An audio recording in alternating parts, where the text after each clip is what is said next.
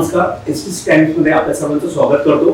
मी Shirish Chavan, SPC टाइम्सचे संपादक. SPC टाइम्सच्या मुलाखत या कार्यक्रमात आपलं सर्वांचं पुनश्च स्वागत.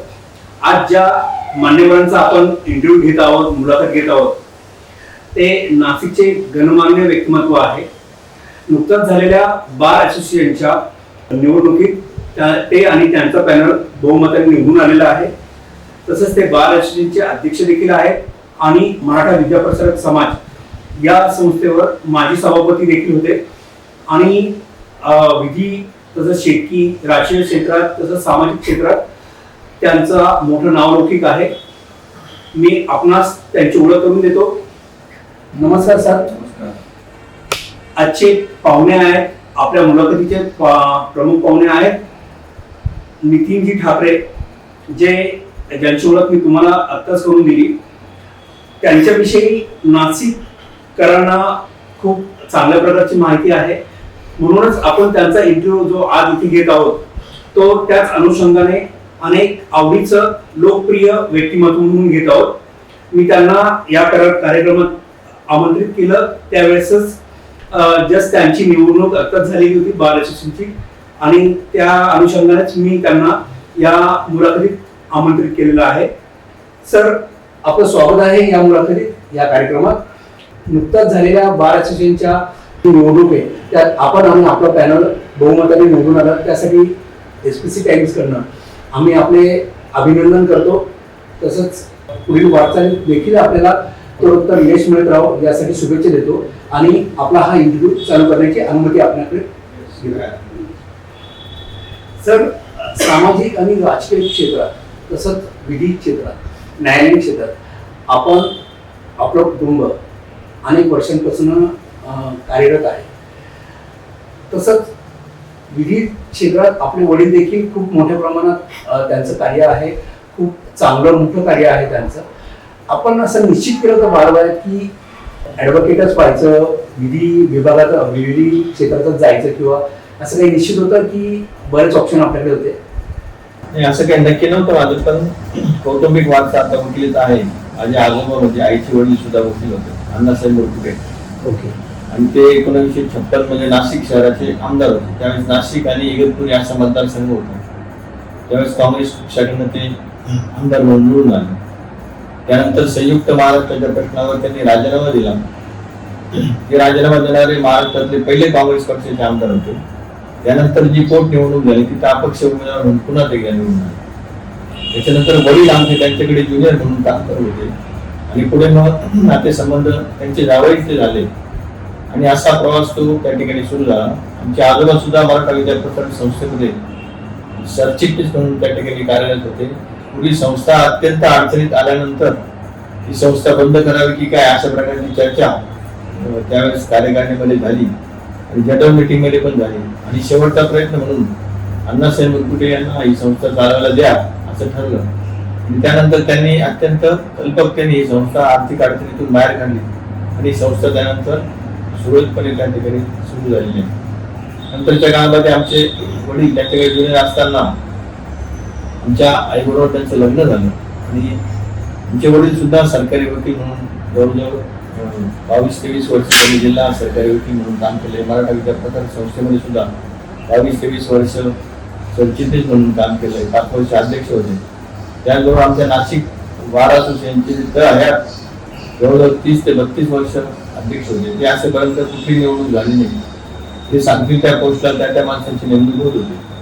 अशा प्रकारे एक वारसा समृद्ध मला लाभलेला आहे आणि त्या माध्यमातून सहजपणे मी या वकिली व्यवसायामध्ये आलेला आहे. खूप छान वारसा. आणि मला असं इथे सांगायचं वाटतं की सामाजिक क्षेत्राचा वारसा तुम्हाला वकिली क्षेत्रापेक्षा आधीपासूनच मिळालेला आहे आणि आई आणि वडिलांकडून दोघांकडून तो वारसा लाभलेला आहे. सर, ऍक्च्युली आता जी बार असोसिएशनची निवडणूक झाली त्याविषयी अनेक लोकांना कुतूहल असतं. माझ्या माहितीत अनेक लोकांना बार असोसिएशनचं निवडणूक पण माहिती नसतं आणि जनसामान्यांपर्यंत बार असोसिएशनचं जे कार्य आहे ते जरी पोहोचलं असेल तरी बार असोसिएशन विषयीची जी सखोल माहिती आहे ती जनसामान्यांना आजपर्यंत मला असं वाटतं थोडी फार जुजवी प्रमाणात किंवा कमी प्रमाणात आहे. तर त्या बार असोसिएशनचं नक्की कार्य काय असतं, त्याचं संचालन कसं चालतं आणि सर्वात महत्वाची गोष्ट बार असोसिएशन मार्फत समाज उपयोगी काय कार्य केली जातात त्याविषयी माहिती देणार.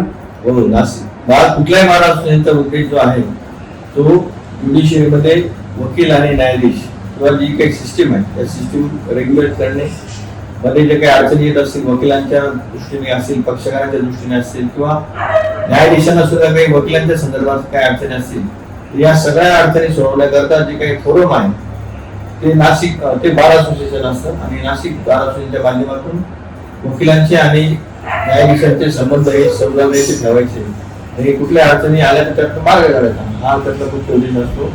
वकिलांचं वेलफेअर बघणं, ज्युनियर वकिलांच्या काही अडचणी असतील त्या बघणं, वकिलांना बसण्याकरता किंवा इतर कामकाजामध्ये येणाऱ्या ज्या अडचणी असतील त्या कशा सोडवायच्या या संदर्भातलं काम बार असोसिएशनचं असतं. सर ऍक्च्युली माझ्या माहितीत तुम्ही ही हॅट्रिक आहे तुमची, तिसऱ्यांदा आपण निवडून आला, तर या सर्व कार्यकाळात तुम्ही केलेल्या कामांविषयी थोडस आम्हाला कळेल का.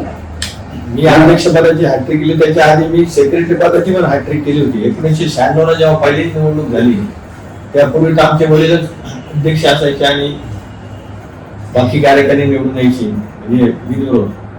तर 1996 ते 2008 पर्यंत मी या नाशिक बार असोसिएशनचा सेक्रेटरी म्हणून काम केलेलं आहे. तिथे सुद्धा मी हॅट्रिक केली होती आणि त्यानंतर 5 वर्ष मी गॅप घेतला, कुठल्याही पदावर नव्हतो आणि त्यानंतर जी निवडणूक झाली ती 2013 पासून आजपर्यंत मी अध्यक्ष म्हणून काम करतोय. म्हणजे कोविडमुळे 1 वर्षाची एक्स्ट्रा टर्म आम्हाला मिळालेली एक्सटेंड करण्यात आली. निवडणुकीला परवानगी नसल्यामुळे 1 वर्ष आम्हाला तो कार्यकाळ वाढून मिळाला. या कार्यकाळामध्ये अनेक वकिलांच्या हिताची आणि पक्षकारांच्या हिताची कामं झाली. सगळ्यात महत्वाचं म्हणजे आपल्याकडे जी कॉन्फरन्स झाली फेब्रुवारी 15 फेब्रुवारी 2019 मध्ये त्या स्टेट लेवल कॉन्फरन्स झाली. त्या कॉन्फरन्सला महाराष्ट्रातले जवळजवळ 5 ते 6 हजार वकील आलेले होते. सर्वोच्च न्यायालयाचे मुख्य न्यायमूर्ती या ठिकाणी बोबडे साहेब हे या परिषदेला उद्घाटक म्हणून लाभले होते. त्याचबरोबर सुप्रीम कोर्टाचे अनेक जजेस सुद्धा या कॉन्फरन्सला आलेले होते. त्याच्यामध्ये मुख्यत्वे आपले दवई साहेब या ठिकाणी आले होते आणि याच कार्यक्रमाला जोडून आपण नाशिक वकील संघ नाशिक जिल्हा न्यायालयाच्या नवीन इमारतीचा भूमिपूजनाचाही कार्यक्रम घेतला. त्या कार्यक्रमाला मुख्यमंत्री महोदय स्वतः आलेले होते. सर माझ्या माहितीत जी जमीन आहे जी तुम्ही जागा एक्वायर केली ती पोलीस विभागाकडून तुम्ही एक्वायर केलेली किंवा वकील जे आहे तुमचं बार असोसिएशन तर त्यांना ती जागा मिळवण्यात तुमचा फार मोठा. विलासराव देशमुख मुख्यमंत्री असताना आम्ही मागणी केली होती की आम्हाला 5 एकर जागा मिळावी पोलीस खात्याची, कारण की आपल्या कोर्टाला लगत जागा आहे. परंतु त्यावेळेस त्यांनी आदेश पण केले होते की यांना 5 एकर जागा द्या, परंतु पोलीस खात्याने ते काही जुमानलं नाही. कलेक्टर साहेबांनी पण काही त्याच्यामध्ये काही आदेश दिले नाही. त्यामुळे आम्हाला नाईलाजानं कोर्टामध्ये पब्लिक इंटरेस्ट लिटिगेशन करावं लागलं, PIL करावं लागलं. त्याच्यामध्ये मग आम्ही ते PIL आपले आमचे सहकारी काका उगे यांनी दाखल केलं होतं. त्याच्यानंतर त्यामध्ये नाशिक बार असोसिएशन हे सामील झालं आणि त्याच्यामध्ये पार्ट ऑफ दॅट पिटिशन झाल्यानंतर आम्ही त्याच्यामध्ये लक्ष घातलं आणि मग अनेक चक्रा मारून त्या ठिकाणी ओक साहेबांच्या कोर्टामध्ये 2.5 एकर जागा या न्यायालयाच्या इमारतीमध्ये द्यावी असा आदेश झाला आणि मग ती जागा मिळाल्यानंतर पुढचं काम सुरू केलं. मग ते प्लॅन मंजूर करणे वगैरे, निधी मंजूर करणे हे जे काही प्रोसिजर आहे त्याच्यामध्ये नाशिक वकील संघाने महत्वाची भूमिका बजावलेली आहे आणि आता तो काही प्रोजेक्ट आहे तो प्रत्यक्षपणे सुरू झालेला आहे. जवळजवळ 300 कोटी रुपयाची जी इमारत या ठिकाणी होणार आहे, नाशिकच्या वैभवामध्ये भर घालणारी इमारत असणार आहे. 7 मजली ती इमारत असेल आणि भविष्यामध्ये ती 12 मजल्यापर्यंत वाढवता येईल अशी इमारत आहे. 4 लाख स्क्वेअर फूट बांधकाम असणार आहे आणि याच्या व्यतिरिक्त पार्किंगची 4-5 मजली इमारत वेगळी असणार आहे. तिथं अजून टेंडर निघणं बाकी आहे. ओके सर, एक विचारायचं होतं बार असोसिएशनची जे तुम्ही एंट्री केलेली आहे तो कार्यकाळ साधारण बार असोसिएशनला किती वर्षाचा असतो? 4 वर्षाची टर्म आहे. 4 वर्ष असतो आणि तुम्ही सलग 12 वर्ष या असोसिएशनचे अध्यक्ष आहात. आता म्हणजे आता होतील 13 वर्ष होतील मला. 13 वर्ष. ओके सर मला एक विचारायचं आहे की ही जी बार असोसिएशन आहे ही जनसामान्यांसाठी काय कार्य करते किंवा जनसामान्यांच्या दृष्टीने याचं योगदान काय आहे? लोक न्यायालयाची जी निर्मिती आहे, आपल्याला माहिती आहे की अनेक लोक न्यायालय वेळोवेळी होत असतात. त्याच्यामध्ये सर्वसामान्य लोकांचे जे काही प्रश्न असतील, जे दावे असतील, अपील असतील, हे त्या ठिकाणी निकाली काढले जातात. कमीत कमी वेळेमध्ये तडजोडीने काम होतं. त्या संदर्भात आमच्या वकिलांचा फार मोठा सहभाग असतो, कारण वकिलांशिवाय ते लोक न्यायालय चालू शकत नाही. त्या संदर्भात आमचे सगळे वकील हे पक्षकारांना मदत करतात आणि ज्या ज्या काही छोट्या छोट्या गोष्टी असतील की याच्यामध्ये खरोखरीच कोर्टामध्ये भांडण्यासारखा काही विषय नसतो. उदाहरणार्थ विवाह संबंधात जे काही कामं असतील किंवा बँकिंग 138 जे काम आहे, चेक बाउन्सचे, हे सगळं तडजोडीने होऊ शकतात. त्या कामामध्ये वकिलांची फार म्हणजे परस्पर दोन जे घटक आहेत त्यांच्या माध्यमातून ते सुटू शकतात. कोर्टापर्यंत ते प्रकरण द्यायची फार आवश्यकता नसते किंवा ते आल्यानंतरही त्याच्यात तडजोड होऊ शकते लोक न्यायालयाच्या माध्यमातून. ओके. त्याच्यात वकिलांची मोठी भूमिका असते. त्याचबरोबर गावोगावी आम्ही अवेअरनेस कॅम्प पण घेत असतो, म्हणजे सर्वसामान्य लोकांना लिगल एडच्या माध्यमातून कायदेशीर अडचणी, कायद्याची माहिती काय आहे याविषयीचं डिटेलिंग तुम्ही त्यांना करतो. ओके सर, एक सामान्य इव्हन माझा सुद्धा हा एक थोडासा विषय आहे. Advocate, barrister, lawyer, attorney general, public prosecutor या संकल्पना काय आहे आणि त्याचं डेफिनेशन काय, त्याचं कार्य काय आहे? 1962 मध्ये जो काही ऍडव्होकेट ऍक्ट आला तेव्हापासून ऍडव्होकेट हा शब्द आला. त्याच्या आधी प्लीडर्स होते.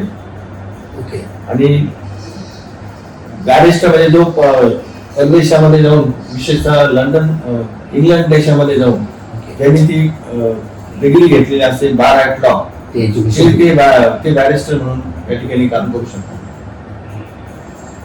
आणि attorney general, lawyer, public attorney general prosecutor हे म्हणजे सरकारी वकील असतात. जे अटॉर्नी जनरल हे पद आहे शासनाने क्रिएट केलेलं. हो, जसं आपल्याकडे सरकारी वकील असतो तसं सुप्रीम कोर्टामध्ये अटॉर्नी जनरल अटॉर्नी जनरल असतं. सरकारला रिप्रेझेंट करतात. एक फार थोडासा वेगळा प्रश्न आहे आणि न्यायालयीन व्यवस्थेच्या संदर्भातच आहे. सर, आज ऍक्च्युली न्याय मिळणं खूप अवघड झालंय असं जनसामान्यांचं मत आहे. खूप खर्चिक झाला आहे आणि लेंदी झालेलं आहे. सामान्यांना थोडं तग धरणं, सामान्यांना न्याय मिळणं थोडंसं अवघड झालंय अशी एक जनसामान्यांची एक धारणा झालेली आहे. सिनेमातही आपण बघतो, आपल्या रेग्युलर लाईफ मध्ये देखील बघतो.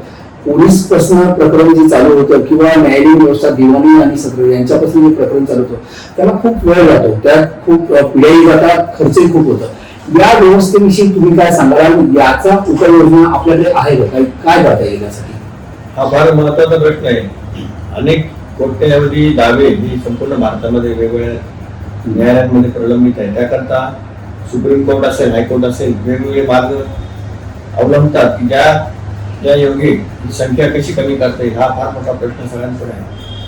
आपण मला जो उल्लेख केला की लोक न्यायालय वगैरे जे आहेत तो त्याचाच एक भाग आहे की त्या लोक न्यायालयाच्या माध्यमातून शेकडो निकाल हे एका दिवशी त्या ठिकाणी होत असतात. परंतु तरी सुद्धा दाखल होणारी जी कामं आहेत ती सुद्धा भरपूर असल्यामुळं अजूनही त्याचा निपटारा पाहिजे तितका होत नाही. याच्यामध्ये मुख्यत्वे सुप्रीम कोर्टापासून, हायकोर्टापासून आणि खाली जिल्हा न्यायालय किंवा तालुका स्तरापर्यंत सुद्धा अडचणी आहेत. अनेक जजेस आता हायकोर्टामध्ये सुद्धा त्यांची पोस्ट भरलेल्या नाही, वॅकन्सीज भरपूर आहे. म्हणजे मुंबई हायकोर्टात सुद्धा आजही 15 ते 20 न्यायाधीशांची जागा रिकामी आहे, ते भरले जात नाही. त्याचबरोबर जिल्हा स्तरावर सुद्धा नवीन न्यायाधीश नेमण्यासाठी जो काही फंड आहे तो बऱ्यापैकी उपलब्ध नसतो. त्याचबरोबर त्यांना बसण्याकरता जागा नसते. न्यायाधीशांना बसण्यासाठी जागा नाही. आता ही ती परिस्थिती आहे. तुम्ही जिल्हा न्यायालयात जर गेला तर सध्याची जी अवस्था आहे ते पोलिसांची जी मूलभूत रिक्वायरमेंट आहे तीच नाही. नाही. 10 बाय 10, 15 बाय 10च्या खोल्यांमध्ये, छोट्या छोट्या खोल्यांमध्ये इथं फक्त जज आणि समोर 2च वकील बसू शकतील एवढी जागा आहे. शेजारी क्लास बसलेले अगदी सगळे फाईल्स. यासाठी शासकीय स्तरावरती काही प्रयत्न होत नाही का? बऱ्यापैकी आता सगळीकडे न्यायालयांच्या इमारतीचा जो विषय तो शासनाने हाती घेतलेला आहे. बहुतेक ठिकाणी चांगले कोर्ट हॉल आणि सगळं झालेलं आहे. तर नाशिकची इमारत सुद्धा 3 वर्षात झाल्यानंतर आपल्याला हा जो काही प्रश्न आहे तो राहणार नाही, कारण तिथं नवीन इमारतीमध्ये जवळजवळ 47 कोर्ट हॉल असणार आहे. सर, शासन लोकांच्या रिक्वायरमेंट किंवा न्याय व्यवस्थेच्या रिक्वायरमेंट पेक्षा पाठीमध्ये जात आहे का, किंवा स्लो लेंदी प्रोसेस आहे का या सर्व?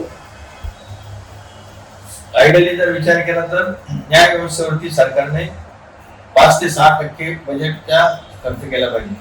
आज जर आपण बघितलं तर तो बजेटच्या 0.25% सुद्धा नाही. इतका कमी खर्च हा न्याय व्यवस्थेवर होतोय.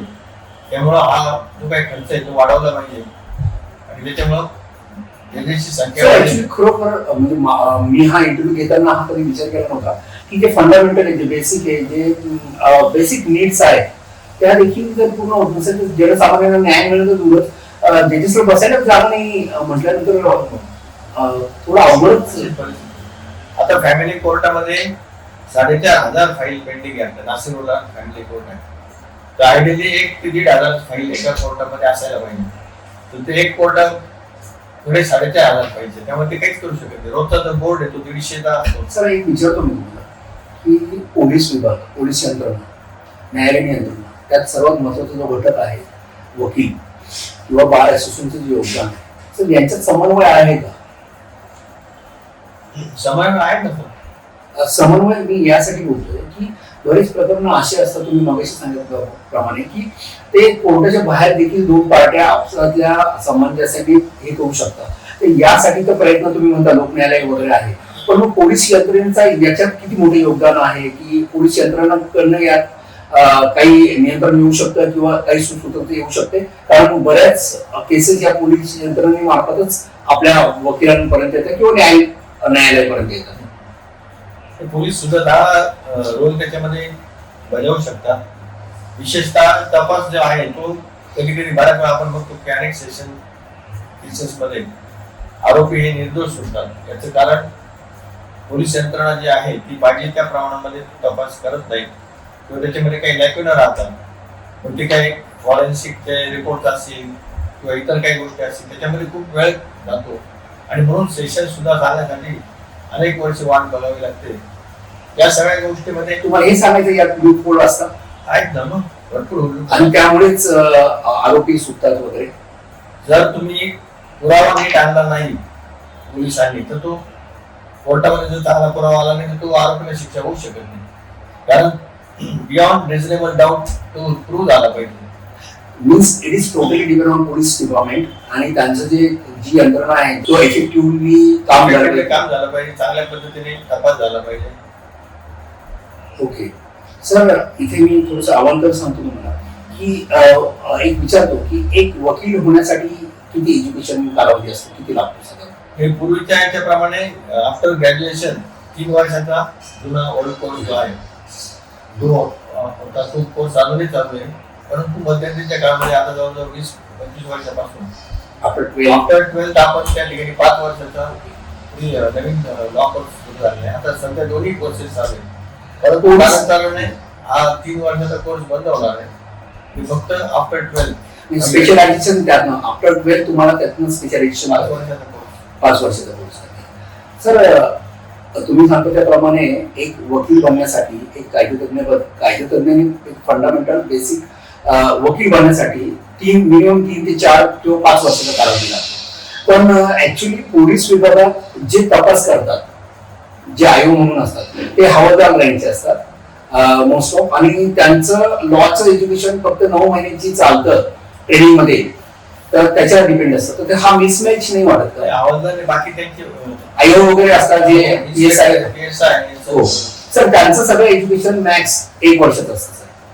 हो ना, मग त्यांचे सुद्धा ट्रेनिंग कोर्सेस घ्यायला पाहिजे. तपास यंत्रणा कशी राबवायची, जॉईंट व्हेंचर बार असोसिएशनच्या माध्यमातून एक असं एज्युकेशन सिस्टीम किंवा अवेअरनेस सिस्टीम जर पोलीस विभागाबरोबर जर केलं तर हो होऊ शकतं. आताही चालूच आहे ना. आता सध्या जे काही सायबर गुन्हे जे आहेत त्याच्यामध्ये आमच्याकडे जे काही तज्ञ वकील आहेत, ऍडव्होकेट कोतवाल असतील, ऍडव्होकेट नामनाथ बोरवाडकर आहे किंवा ऍडव्होकेट तोष्णेवाल आहे, या वकिलांना बऱ्याच वेळा तिथे त्यांच्या अकॅडमीमध्ये बोलवतात आणि ट्रेनिंग सेशन होत असतात.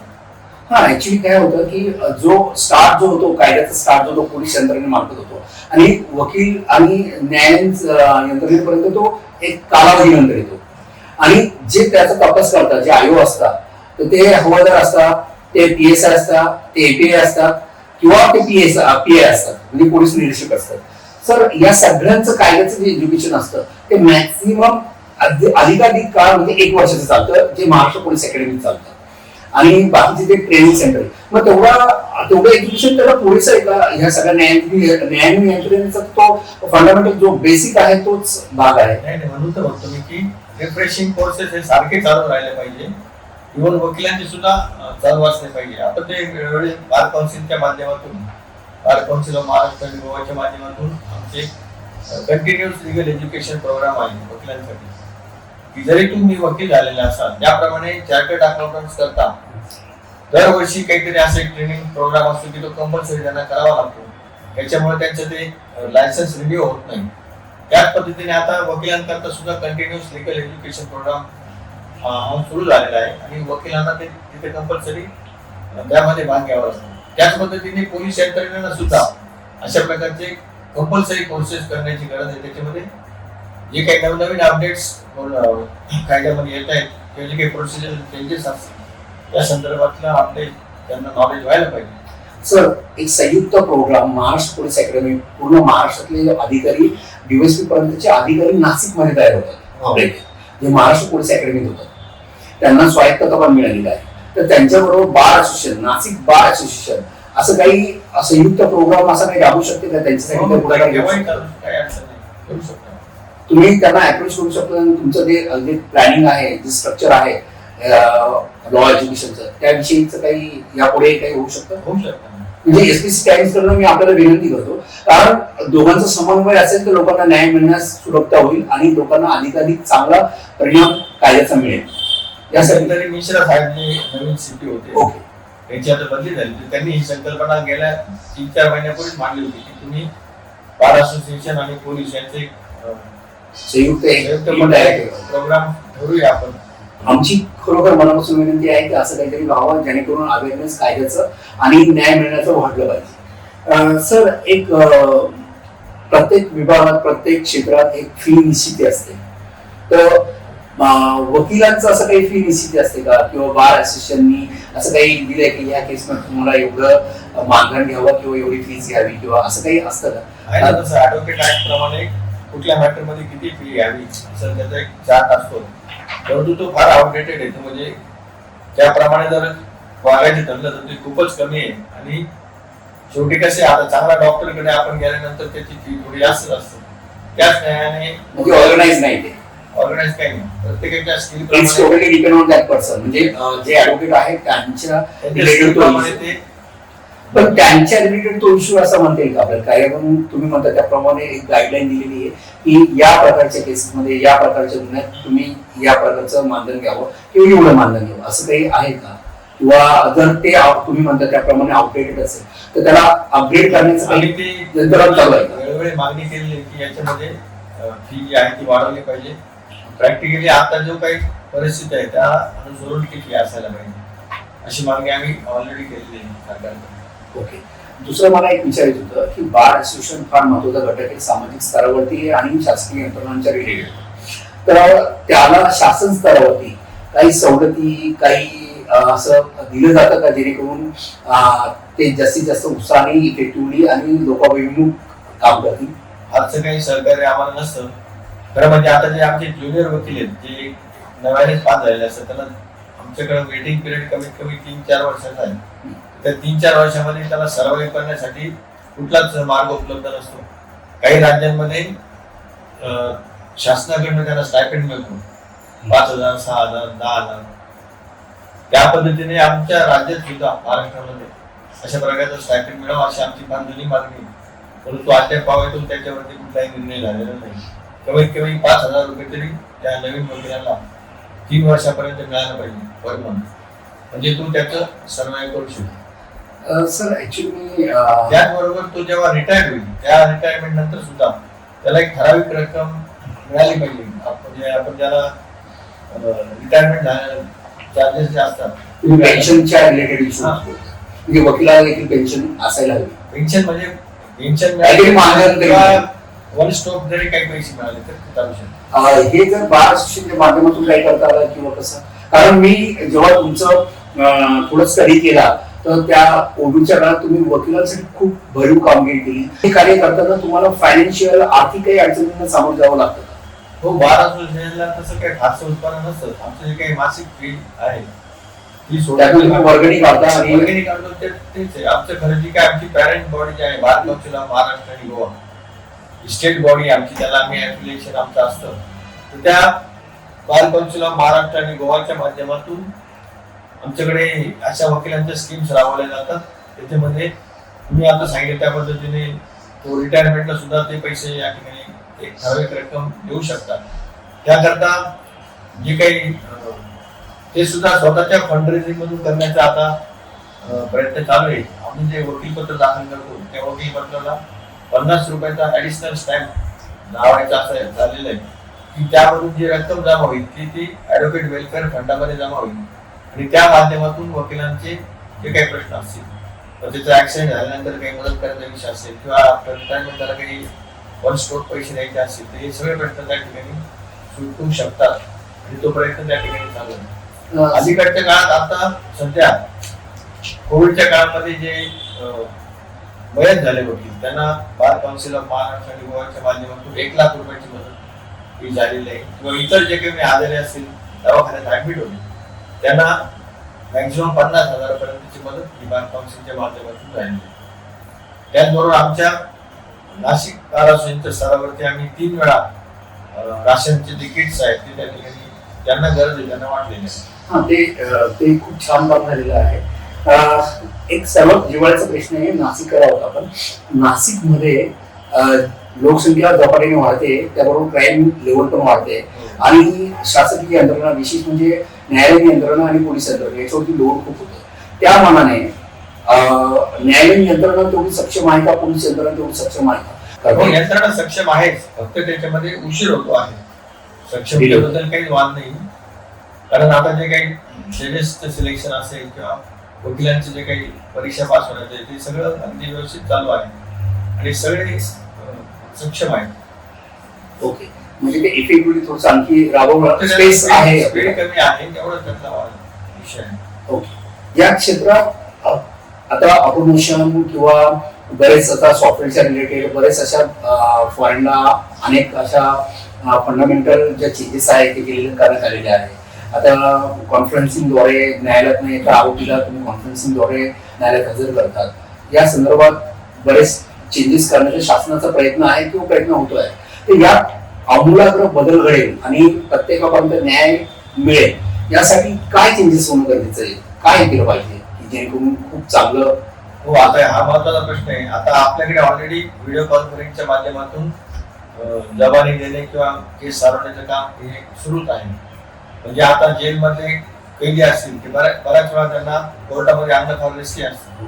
त्यापेक्षा जेलमध्येच त्यांची जर व्हिडिओ कॉन्फरन्सिंगच्या माध्यमातून कोर्टाशी त्याचा डायलॉग जर झाला त्या ठिकाणी काम होऊ शकतं आणि हे आता ऑलरेडी सुरू आहे. मध्यंतरी कोविडच्या काळामध्ये तर संपूर्ण कोर्टाचं काम हे ऑनलाईन पद्धतीने सुरू आहे, ते चालूच आहे.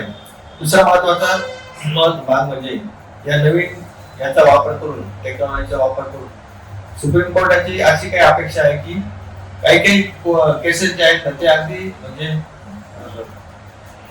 थेरॉटिकल म्हणता येईल अशीच. समजा ऍक्सिडेंट क्लेम जे आहेत त्याच्यामध्ये जो मयत असतो त्याच्या तो गेल्यानंतर त्याच्या मागे जी काही फॅमिली आहे, बायको असेल, मुलं असतील, तो एक स्टँडर्ड चार्ट असतो की त्याचं वय किती होतं, त्याचं उत्पन्न किती होतं, त्याच्यावरती डिपेंडन्सी किती जणांची, तर त्या पद्धतीने त्याला ते पैसे मिळू शकतात. आर्टिफिशियल इंटेलिजन्स असा एक त्यांनी वापरलाय. तर त्या माध्यमातून ही जे काही ऍक्सिडेंट क्लेमची दाव आहे हे आपल्याला चालवू शकतात. त्याच्याकरता फार काही गोष्टी करण्याची गरज नाही असं कोर्टाचं म्हणणं आहे आणि त्या पद्धतीने आता हे कसं बसवता येईल त्या याच्यामध्ये ते प्रयत्न चालू आहे. एक पर्सनल प्रश्न तुम्हाला विचारतो. तुम्ही या क्षेत्रात खूप छान काम केलेलं आहे. सामान्यांना बरेच न्याय देण्याचं किंवा सामाजिक क्षेत्रात देखील आपलं आणि आपल्या कुटुंबाचं खूप मोठं योगदान आहे. तरी एक प्रश्न विचारावासा वाटतो की जर तुम्ही वकील नसता तर काय असता, या क्षेत्रात नसता तर काय नक्की कुठे असता? मला असं वाटतं तुम्ही राजकारणात असता, पण आपलं काय इच्छा होती की या क्षेत्रात सुद्धा? तसं काही विचार काही केलेलाच नाही. वकीलच जायचं बस एवढंच. मेन म्हणजे वकिली तर आहेच, पण लोकांचे प्रश्न सोडवण्यामध्ये जास्त सामाजिक कामात मी किती वेगवेगळ्या फील्डमध्ये काम केलं. म्हणजे मी शेती क्षेत्रामध्ये हो आमची 90 म्हणजे एक बी कॉलेजमध्ये असताना लॉ बीएससी ला असताना शेती आमची इथे जवळ आहे 5 किलोमीटर वरती सोमेश्वर. त्याशिवाय द्राक्ष बाग मी 20 एकर द्राक्ष बाग केला आणि तेव्हा आम्ही एक 10 शेतकऱ्यांची मिळून एक कंपनी पण काढली होती एक्सपोर्ट करणं. म्हणजे एक्सपोर्टच्या शेतकरी संघ बनवतो. Private limited Private. Super grapes export Okay. नावाची कंपनी आडगावजवळ काढली होती. त्या माध्यमातून 1992 साली आम्ही पहिल्यांदा एक्सपोर्ट केला. 1992 तुम्ही एक्सपोर्ट केलं. म्हणजे त्यावेळेस फार थोडे लोक होते हो. एक्सपोर्ट करणारे. त्याच्या पायनियर मध्ये आम्ही पण एक होतो. सर त्या ऍक्च्युली माध्यमातून मी युरोप दौरा पण केला होता मार्केटिंग साठी. 92 साली एकदा केला होता, 2000 साली एकदा केला होता. ऍक्च्युली मी प्रश्न द्राक्ष बागायतदार संघामध्ये सुद्धा मी डायरेक्टर म्हणून 2 टर्म काम केले स्टेट लेवल. मी प्रश्न चुकीचं विचारला असं मला वाटतंय, कारण ऑलरेडी तुम्ही दुसरंही बरंच करता. त्यामुळे दुसरा पेशाही असं दुसरा पेशा तर नाही म्हणता ना, पण आवडीचं काम तुम्ही शेती संदर्भातलं किंवा समाजोपयोगी जे काही असेल ते करण्याचं पूर्ण. सध्या मी साहित्य परिषदेमध्ये नाशिक जिल्ह्याचा प्रतिनिधी म्हणून काम करतो. ओके. दुसरी टर्म आहे माझी. प्रकाश होळकर आणि मी आम्ही 2 जण साहित्य परिषदेवरती काम करतो. स्काउट गाईडच्या मध्ये मी 3 वर्ष अध्यक्ष म्हणून या जिल्ह्याचं काम केलेलं आहे. यशवंतराव चव्हाण प्रतिष्ठानवरती हो, आता म्हणून होतो. आता आम्हाला अध्यक्ष म्हणून काम करण्याची संधी मिळाली. अशा वेगवेगळ्या क्षेत्रांमध्ये. सर हा प्रश्न ऍक्च्युली मी तुम्हाला दोघांना जोडीने विचारायला पाहिजे, मॅडमला तुम्हाला, पण मी तुम्हालाच विचारतो. सर शेती विभाग, विधी विभाग, शैक्षणिक विभाग, सामाजिक विभाग, अशा वेगवेगळ्या समाजाच्या रिलेटेड अनेक विभागात तुम्ही काम करता. तर तुम्ही हे कसं मॅनेज करता ह्या गोष्टी? म्हणजे आमच्या दृष्टिकोनातनं कुतूहलाचा विषय म्हणून मी तुम्हाला विचारतो, कसं मॅनेज होतं हे सगळं? ऍक्च्युली मी दर्शकांना सांगतो इथे की सरांचं टायमिंग आमचा 2 वाजेचा होता. 2 वाजे आम्हाला घ्यायचं होतं, काही कारणास्तव उशीर झाला. नंतर मला कळलं की आज संध्याकाळी सरांना 17 वाजता जायचंय. आणि एवढं सगळं असताना मी सरांना फोन केला, सरांना सांगितलं सर तुम्ही टायर्ड असाल, तुम्ही थकलेले असाल, तर आपण उद्या इंटरव्ह्यू घेतलं तरी चालेल, काही प्रॉब्लेम नाही. तर सरांचं वाक्य होतं मी थकत नाही. माझ्या दृष्टिकोनातून हे खूप महत्वाचं वाक्य आहे की एवढं सगळं करताना एक पीस ऑफ माइंड इंटरव्ह्यू देताना एक स्टेबिलिटी हवी असते, ती देखील सरांमध्ये आता आपल्याला दिसते आहे. सर हे सर्व कसं मॅनेज करता? मला हे विचारायचं तुमचं डाएट काय आणि तुम्ही व्यायामाच्या दृष्टिकोनातून काय, शारीरिक दृष्टिकोनातून काय व्यायाम करता किंवा काय एक्सरसाइज करता? मी सकाळी 4 ला उठतो. 4 वाजला? 4 ला मी 4:30 मध्ये आंघोळ झाली असते. थोडेसे घरातले व्यायाम वगैरे असतात, ते प्राणायाम वगैरे ते होतात, योगासनं, नंतर पूजा वगैरे सगळं करून सकाळी माझं मंदिरात पण मी 2-3 मंदिरांमध्ये रोज जातो. डेलीचं रुटीन. डेली रुटीन आहे. सकाळी 7 वाजता मी ग्राउंडवर जातो. हे सगळं करून सकाळी 1 तास टेनिस खेळतो मी, लॉन टेनिस, आणि त्याच्यानंतर 1 तास स्विमिंग करतो. दिनक्रम कसा असतो? आणि तुम्ही शाकाहार, तुमचा आहार वगैरे त्याविषयी थोडं माहिती द्याल? शुद्ध शाकाहारी म्हणजे मी 1992 पासून शाकाहारी. पूर्वी मी खात होतो Okay. Non veg food. पण युरोपला गेल्यानंतर जो मी मला होतो तिथे गेल्यानंतर मी आमच्याबरोबर 1-2 जण असे व्हेज होते. शहा नावाचे गुरस होते. मी म्हटलं की काय हरकत नाही, आपण शाकाहारी व्हायला पाहिजे. आणि ऑल ऑफ सडन मी सोडून दिलं सगळं नॉनव्हेज. तेव्हापासून मी एक अंड सुद्धा खाल्लेलं नाही. ऍक्च्युली इथे एक सांगायचं वाटतं, ज्याला टेस्ट असते मिळालेली आधी त्याला सोडणं जास्त अवघड असतं. ज्याने कधी खाल्लंच नाही त्याला सोडण्याचा विषय येत नाही. पण तुम्ही आता प्युअर व्हेजिटेरियन आहात आणि दिवस कसा तुमचा एक्सरसाइज तुम्ही म्हणाला, स्विमिंग करता किंवा टेनिस खेळता, मग त्यानंतर मग तुमच्या घरी आले की लगेच 9-9:30 वाजता मी जेवून घेतो आणि मग माझं दिनचर्या चालू होतं. काय दौरा असेल तर दौरा असेल, नाही तर कोर्टात जायचं असेल तर कोर्टात जायचं. बहुतेक माझं आता मराठा मीडिया प्रसारक संस्थेच्या माध्यमातून खूप फिरावं लागतं मला. रोज कमीत कमी माझा 150 ते 200 किलोमीटरचा प्रवास असतो. सर एक विचारायचं होता की आता तुम्ही ह्या सर्व क्षेत्राशी कनेक्ट आहात आणि सगळ्यात महत्त्वाची गोष्ट इफेक्टिव्हली कनेक्ट आहात. मला हे विचारायचं होतं की भविष्यात तुमच्या काय योजना आहेत की कुठलाही न्यायालय असो किंवा शेतकी असो विपराच्या रिलेटेड असो, तुमच्या काय योजना आहे आणि तुम्ही काय पुढे करायचं, तुमचे काय विचार आहे? तर मविप्र संस्थेमध्ये मी 15 वर्ष सभापती म्हणून काम केलं. या संस्थेची माझी 3 पिढ्यांपासूनची बांधिलकी आहे आणि सध्या संस्थेत जे काम झालेलं आहे त्याच्याबद्दल मी सांगण्याची गरज नाही की सगळ्या लोकांना माहिती आहे की सध्या जो काही हुकुमशाही पद्धतीने कारभार चाललेला आहे आणि विद्यमान जे संचालक मंडळावरती सगळे नाराज आहेत आणि संचालक मंडळाला न विचारता इतर जे काही बाह्य शक्ती जी संस्था चालवत आहेत अशा प्रकारचा मला आरोप आहे. त्या माध्यमातून तिथे लोकशाही पुन्हा प्रस्थापित झाली पाहिजे, लोकांचे प्रश्न सुटले पाहिजे. लोकांना ऍडमिशन करता अडचणी येत आहेत. कोविडच्या काळामध्ये हॉस्पिटलायझेशन मध्ये अडचणी आल्या. संस्थेचं स्वतःच मेडिकल कॉलेज मधलं हॉस्पिटल असतानाही लोकांना प्रवेश मिळाला नाही. ज्यांना प्रवेश मिळाला त्यांना चांगली ट्रीटमेंट मिळाली नाही. 30 ते 35% लोक तिथे मयत झाले त्या हॉस्पिटलमध्ये.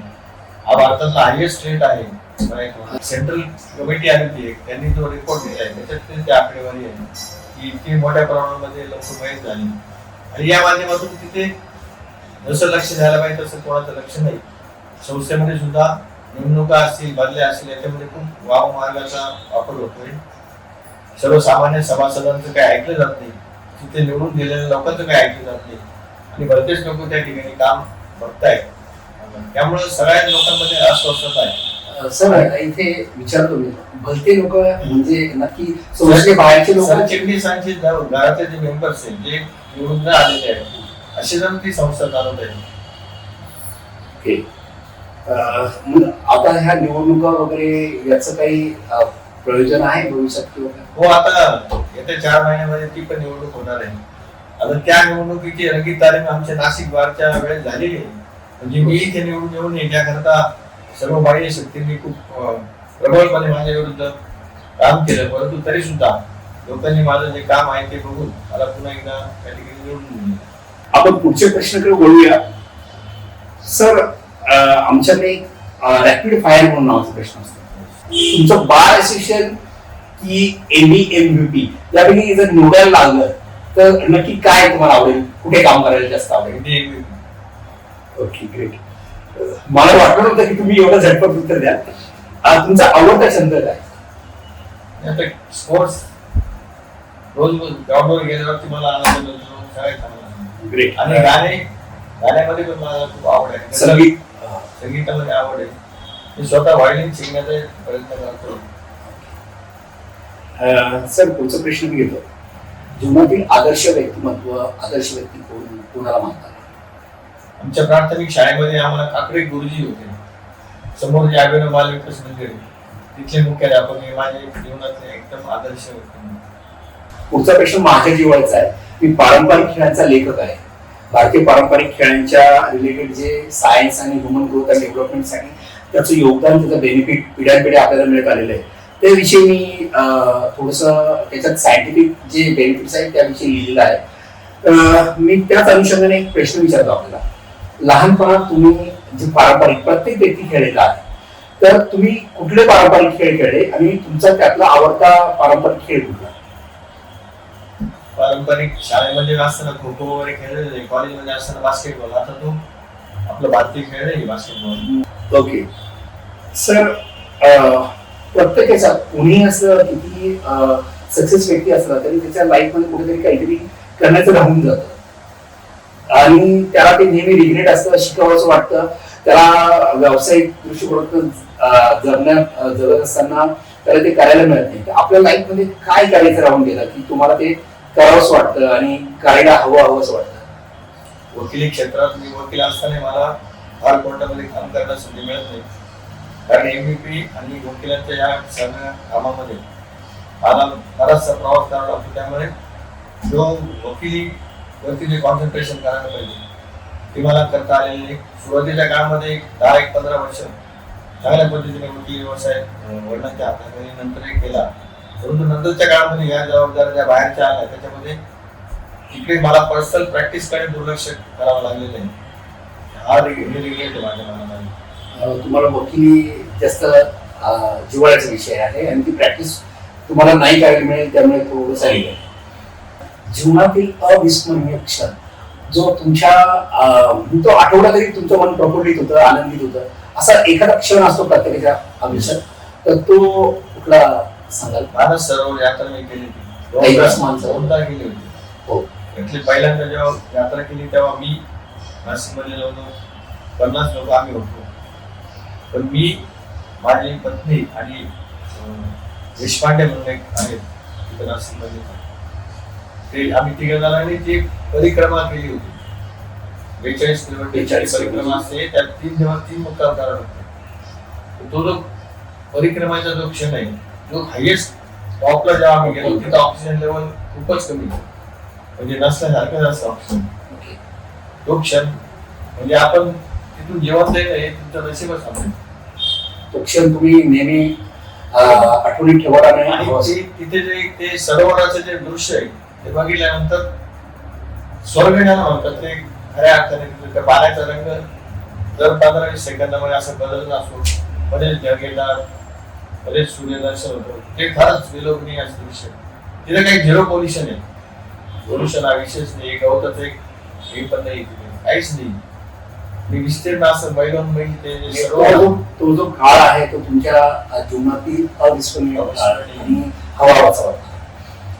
सर, एक थोडंसं सामाजिक समस्या शेवटचा प्रश्न मी आपल्याला विचारतो. सध्या तरुण पिढीमध्ये व्यसनाधीनता आहे, क्रिमिनल ऍक्टिव्हिटीज वाढल्या आहे, मोबाईलचं ऍडिक्शन वाढलेलं आहे, तरुणांविषयीच्या समस्या फार मोठ्या आहेत. आणि तुम्ही तुमची पिढी ज्या पद्धतीने जगत आला, त्यानंतर तुमच्या आई वडिलांनी जे संस्कार तुम्हाला लावले, तर त्याचं योगदान तुमच्या व्यक्तिमत्वात फार मोठं आहे.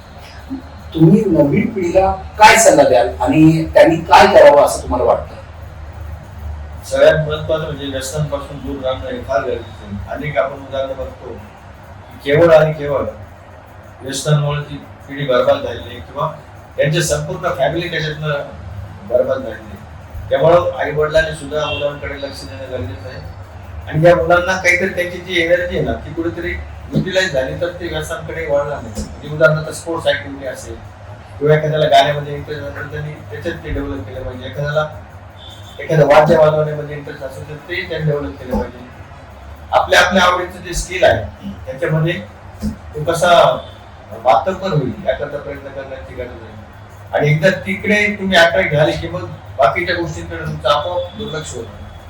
कुठेतरी स्वतःला गुंतवून ठेवता आलं पाहिजे. एंगेज ठेवणं आणि एक चॅनलाइज करणं, फोकस करणं, एक लक्ष ठरवून घेणं, हे नवीन पिढीने. माझा अनुभव असा आहे की जे स्पोर्ट्स मध्ये असणारे माणसं आहेत ते त्या मानाने कमी व्यसनाधीन असतात कम्पॅरेटिव्हली अदर.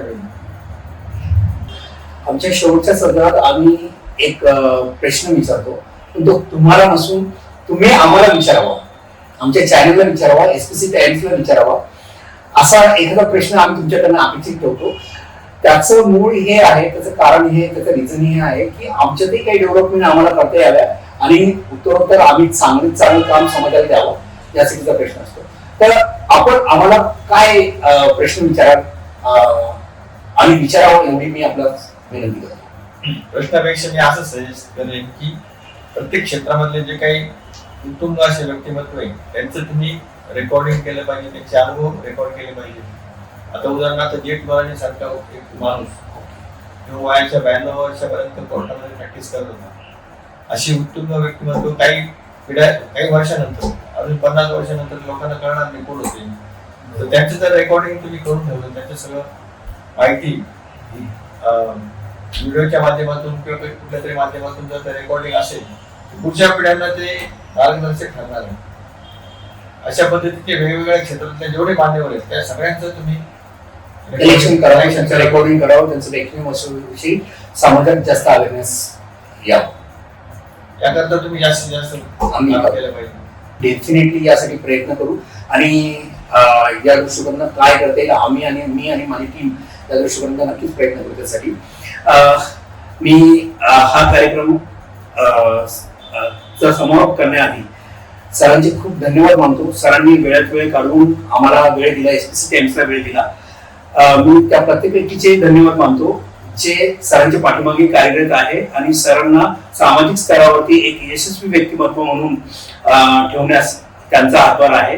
त्यात त्यांची कुटुंब, त्यांची फॅमिली, त्या समाजातील प्रत्येक व्यक्ती, बार असोसिएशनचे अनेक पदाधिकारी, एव्हीपीचे अनेक पदाधिकारी, त्यांचा मी धन्यवाद मानतो. आपण हा इंटरव्ह्यू आवर्जून पाहावा आणि जास्तीत जास्त शेअर करावा, आमच्या चॅनलला सबस्क्राईब करावं एवढी मी आपणास विनंती करतो. तसेच सर्वात महत्वाची गोष्ट, आपणही काही सूचना कराव्या की जेणेकरून आम्ही आमचं चॅनल हे अतिशय समाजाभिमुख आणि उत्कृष्ट करण्यासाठी बांधील राहू. धन्यवाद आपल्या सर्वांचे, सर्व SP साहेबच्या दर्शकांचे धन्यवाद सर.